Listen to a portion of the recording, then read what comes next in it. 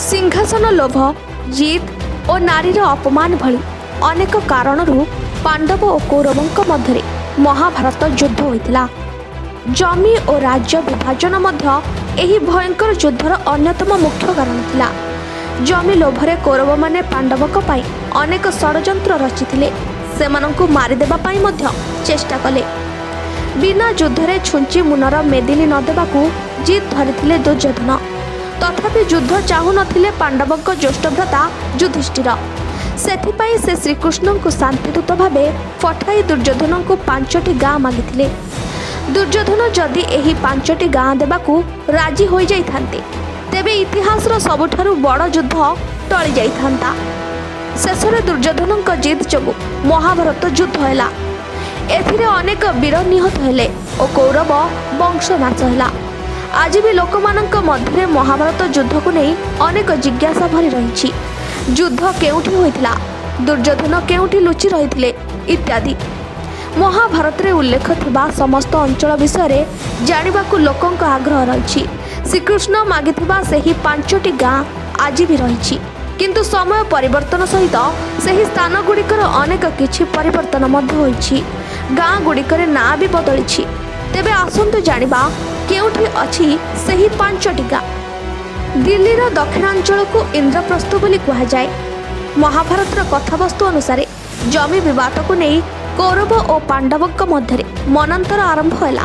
यह देखि धृतराष्ट्र यमुना नदी कूल थिबा खांडव प्रस्थ अंचल को पांडवंकु देई तांको राज्यरु अलग कर देइथिले। एही अंचलटी संपूर्ण जंगल रे परिपूर्ण थिला।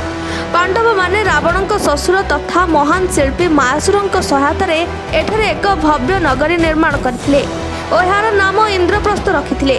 व्याघ्रप्रस्थर अर्थ हेउछि बाघंक रहिबा स्थान। एबे ही स्थानटी उत्तर प्रदेश रे बागवत नाम रे परिचित।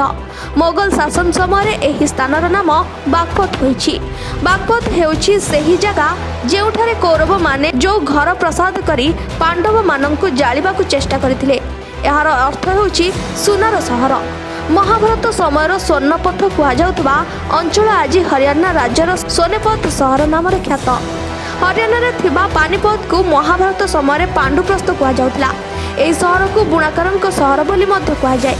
भारतीय इतिहास रे एही स्थान अत्यंत गुरुत्वपूर्ण कारण एही स्थान रे 3टी बड़ बड़ युद्ध होइथिला।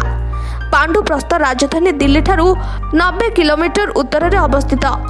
महाभारत समय एही अंचलटी मध्य हरियाणा रे रहिछि। एबे हा राज्यर फरीदाबाद जिल्ला रे तिलप्रस्थ नाम रे नामित, जहाँ यमुना नदी कूल रे रहिछि। एही सहरर जनसंख्या 40,000 रु अधिक रहिछि। तेबे आजिर प्रश्न हेउछि, पांडवंको 5टी गाँ देबाकू किए राजी होई नथिले? पांडवंको केउ अंचल दिया जाइथिला? महाभारत समय रे सुनार सहर कहूथुबा केउ राज्य रे अवस्थित? रावणंकर ससुरंक नाम कौन थिला? हरियाणा रे थिबा पानीपत को महाभारत समय रे कौन कहा जाउथला? तेबे एही प्रश्नर सठिक उत्तर देइथिबा भाग्यशाली विजेतांक नाम आगामी वीडियो रे घोषणा करा जिवो।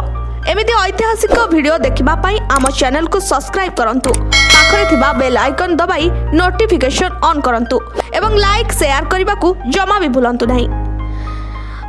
ब्यूरो रिपोर्ट चतुर्भुज टीवी।